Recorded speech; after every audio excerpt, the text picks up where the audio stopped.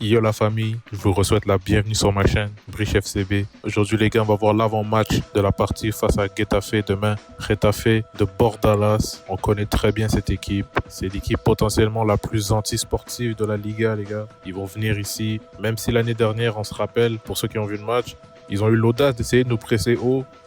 On a eu un match atypique contre eux où on avait beaucoup d'espace, mais là maintenant je pense qu'ils vont revenir ici avec d'autres intentions. Ils vont venir mettre le bus. Ils savent qu'ils n'ont pas de chance. Ils n'ont pas d'espoir d'essayer de venir nous presser. Ils ne sont pas non plus imbéciles. Ils suivent un peu, étant donné que c'est un club professionnel, ils suivent un peu l'actualité Barça. Ils analysent un peu les matchs. Ils voient qu'on est une équipe qui construit. Donc, leur seule chance de venir chercher le nul ou de jouer le résultat, ça va être de mettre le but. Donc soyez pas étonnés demain quand vous allez voir qu'ils n'essaient même pas de jouer au football, qu'ils viennent avec l'intention de chercher le 0-0, de perdre du temps, peut-être au mieux d'essayer de marquer sur des coups de pied arrêtés. Mais oubliez le jeu, les gars. À l'intérieur du carré vert, il ne va rien se produire à part de l'anti-jeu, des fautes et de la perte de temps. Si je me rappelle bien, l'année dernière, ils ont été l'équipe, selon les statistiques, je ne les ai pas avec moi. C'est vraiment de mémoire que je vous dis ça. Ils ont été l'équipe qui a perdu le plus de temps en championnat. C'est-à-dire qu'en temps de jeu effectif, ils étaient l'équipe qui avait une moyenne d'autour de 75 minutes de temps de jeu sur les 90. C'est-à-dire qu'ils perdaient en moyenne 15 minutes par match. C'est-à-dire dans les remises, dans les touches, dans les dégagements de gardiens, les fautes, tout ça. Tous les temps qu'on arrête à chaque faute, les quelques secondes qui s'écoulent, les changements et tout, eux, ils étaient l'équipe qui en perdait le plus. Donc, on s'attend à ça demain. C'est ça notre client demain. Par rapport à nous, je pense que nos objectifs restent les mêmes. Sans aucun doute, on les reçoit avec l'objectif de gagner. Pas besoin de vous dire qu'on a envie de continuer d'être lancé. On a un objectif de gagner le titre, de garder l'écart avec le Real Madrid. Le Real affrontera pas. Ils ont déjà affronté Alaves à l'heure à laquelle j'enregistre.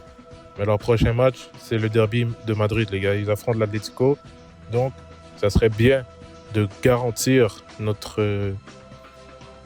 4 points d'écart avec eux demain. Comme ça, ils arrivent au match de l'Atlético avec l'obligation de devoir continuer à faire des résultats pour ne pas prendre de retard. Donc nous, on doit gagner demain, les gars. On doit gagner et plus que gagner, je pense qu'on doit faire quelques ajustements dans l'équipe, reposer certains joueurs, en faire jouer d'autres, etc. On va voir ça ensemble. Pour débuter, je vais faire une parenthèse Ter Stegen. On a eu les informations officielles de sa blessure. C'est malheureusement une rupture totale du tendon rotulien. C'est un tendon qui est dans le genou, ce qui stabilise un peu la jambe et votre cuisse. C'est très grave comme blessure. Il s'est déjà fait opérer. Les prévisions nous annoncent qu'il serait de retour environ 8 mois d'absence, donc il serait de retour vers avril-mai si tout se passe bien. J'ai entendu dire que Ter Stegen était motivé pour faire un retour d'ici la fin de saison, c'est-à-dire faire des apparitions dans les matchs en fin de saison si jamais on est encore en liste pour la Ligue des Champions, imaginons qu'on va en finale, ou bien les coupes nationales, la Coupe d'Espagne, je ne sais pas quand aura lieu la finale, mais est-ce qu'il sera disponible si jamais on s'y rend?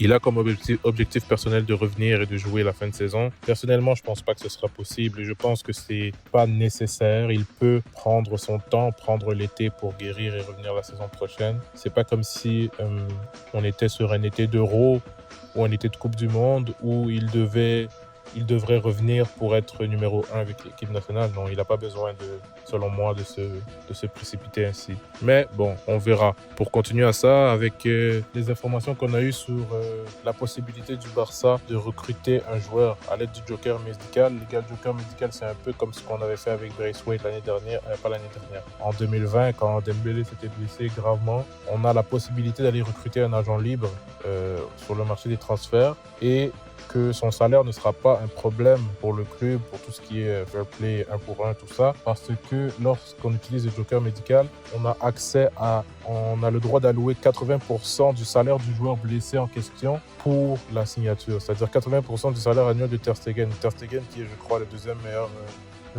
deuxième plus gros salaire du club, je pense qu'il est autour de 9 millions. Il n'y aura pas de problème il n'y aura aucun joueur avec qui ce serait un problème de négocier pour ce salaire. Donc les gars, c'est un peu ça. La liste des gardiens que j'ai pu voir qui sont en discussion pour aller chercher, pour remplacer Ter Stegen. J'ai vu Jordi Massip, j'ai entendu Claudio Bravo qui est prêt à sortir de sa retraite. J'ai entendu Chesney et j'ai entendu Keylor Navas, les gars. On va faire une vidéo plus particulière sur ce sujet après le débrief du match. Mais il y a eu aussi d'autres gardiens que je n'ai pas. Il y a eu par exemple Karius et d'autres gardiens que peut-être les noms sont un peu moins familiers, qu'on va aborder dans la vidéo sur le sujet une prochaine fois. Donc c'est un peu ça, les gars, tout ce qui est autour de Ter Stegen. Et inévitablement, il ne sera pas de la partie demain. Ce sera Inaki Peña entre les poteaux. Donc pour revenir à nos objectifs du match de Getafe, c'est vraiment de gagner, ça c'est inévitable, de continuer notre avance et de faire une certaine rotation. En parlant de rotation, on arrive justement là. Moi, je vois, les gars, il faut, selon moi, reposer certains joueurs. Et reposer certains joueurs, je parle de Lamine Yamal précisément, parce qu'il fait partie des seuls qui n'ont pas vraiment eu de repos depuis le début de saison. Je crois que Lamine Yamal enchaîne tous les matchs. Il a été titulaire dans tous les matchs. Il est sorti quelques fois, mais il n'a pas vraiment eu de repos. Je pense que c'est un match où il ne doit pas être titulaire demain. D'autant plus que Getafe, ce sont des joueurs très antisportifs. Ils n'hésiteront pas à aller casser des joueurs, essayer de leur faire mal pour essayer de non seulement perdre du temps, mais aussi tuer le match. Donc, si on ne veut pas que Lamine Yamal, qu'on n'oublie pas qu'il est encore un enfant, qu'il n'est pas développé musculairement à 100% et tout, qu'il ne se fasse pas tuer par des Suarez, par des Alan Nyom et tout ça, qu'il ne se fasse pas écraser par ces joueurs, il faut, selon moi, qu'il soit sur le banc et qu'il rentre seulement en cas de besoin. Peut-être même, idéalement, qu'il ne joue même pas, les gars. Donc, pour pallier à son absence, moi, je peux voir facilement un Rafinha qui vient sur la gauche ou même un Ferran Torres.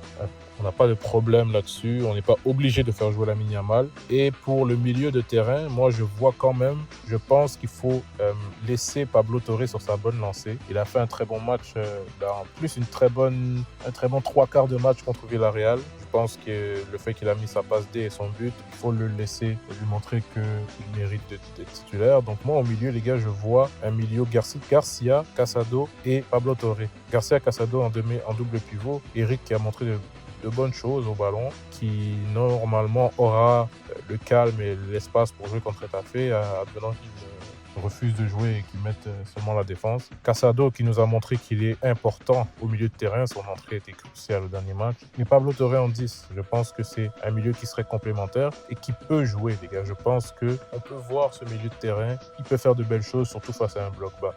Ce qui nous fait que, oui, personnellement, moi, je mettrais Rafinha sur l'aile droite et Ferran Torres sur l'aile gauche. Ou bien, on peut les interchanger, étant donné que des fois, Ferran Torres préfère jouer sur la droite. Rafinha, pour lui, des fois, on dirait qu'il est plus à l'aise sur la gauche. Donc, les deux ailiers seraient, selon moi, Rafinha, Ferran Torres, dépendamment où ils jouent, avec Lewandowski devant. En défense, les gars, moi, je vois une ligne défensive avec un retour de Baldé qui a eu son repos face à Villarreal. Il n'a pas joué une minute. La défense centrale, c'est le retour de Koubarsi, aligné avec Inigo Martinez. Martinez, je sais qu'il enchaîne beaucoup, mais lui, lors des trêves internationales, il ne part pas, donc on n'a pas vraiment de problème avec ça. Et moi, je repose Koundé. Je veux voir Hector Ford jouer. Il a joué quelques minutes face à Villarreal, mais il n'a pas été très impactant. J'aimerais le voir sur un 70, 80, peut-être même 90 minutes. Face à un bloc bas aussi, il aura beaucoup de travail offensif, il devra combiner. J'ai envie de le voir. Donc ça conclut un peu le 11. Bien sûr, Inaki Peña dans les buts, étant donné que Ter Stegen n'est pas là. Avec ce 11, les gars, on doit sans aucune raison, on doit les gagner. On n'a pas d'excuse de dire qu'on a tourné et tout ça. Il y a de très bons joueurs sur ce 11. Je sais que je ne l'ai pas mentionné, mais Lewandowski en pointe, ça c'est bien sûr. Je pense qu'on peut aller gagner par 2 buts d'écart au moins. Je ne pense pas que Getafe va nous déranger. On peut aller chercher le clean sheet. Je vais mettre le clean sheet dans les objectifs. On peut très bien aller chercher le clean sheet. Les gars, je ne pense pas qu'ils vont nous déranger devant. Et même s'ils essaient de nous déranger, on a l'équipe pour défendre. La manière dont on voit Flick défendre, même si c'est une équipe qui est très axée vers l'attaque, nos joueurs défensifs sont aussi excellents. Ils font une bonne début de saison, on défend bien. Et défendre avec le ballon aussi, c'est une manière de défendre. Mais on peut viser le clean sheet dans ce match. Moi, je vois 1-2-0 Barcelone. Peut-être 3-0 si jamais on ouvre vraiment... Si on les tue très tôt et qu'ils n'ont plus l'objectif de défendre, que ça ne marche plus et tout, ils vont seulement commencer à casser. Là, on aura des espaces. On peut aller chercher le 3-0. Mais moi, je vois 2-0 Barcelone demain. Les prédictions extra que je peux mettre, je vais mettre encore Lewandowski buteur. Je veux qu'il aille vraiment sur son Pichichi. On a Mbappé qui a marqué aujourd'hui. Donc Lewandowski, il est notre point de repère en attaque. Je pense qu'il peut aller chercher un but, peut-être même le doubler. On voit Lewandowski buteur et victoire du Barça, les gars. J'aimerais aussi un dernier truc pour ce match. J'aimerais voir une entrée d'Ansu Fati. Ça serait un beau symbole, un retour, pas au Camp Nou malheureusement, au Montjuïc, un retour d'Ansu Fati devant les supporters. Seulement quand le match est plié, si on est à 2-0, je sais pas, on est à 3-0, qu'on fasse entrer Ansu Fati. Ça serait une bonne manière de le faire revenir. Peut-être qu'il peut aller chercher une passe, un but, quelques bons gestes, des trucs du genre. Ça serait vraiment un retour optimal pour lui. Donc les gars, c'était ça pour l'avant-match. Je vous remercie tous d'avoir pu voir cette vidéo. Il y a mes réseaux sociaux à l'écran. Suivez-moi sur Twitter, sur Instagram. Abonnez-vous les gars, mettez la cloche. C'est le meilleur moyen de m'aider, de faire grandir la chaîne, de faire grandir la famille Barça. On est une communauté ici, c'est vraiment ça l'objectif. Donc il y a mes réseaux à l'écran. Suivez-moi. Je vous dis à très vite pour le débrief demain directement après le match. Et comme on le sait tous. Visca el Barça! Visca Catalunya! Visca el Barça, sempre. Visca el Barça i visca Catalunya!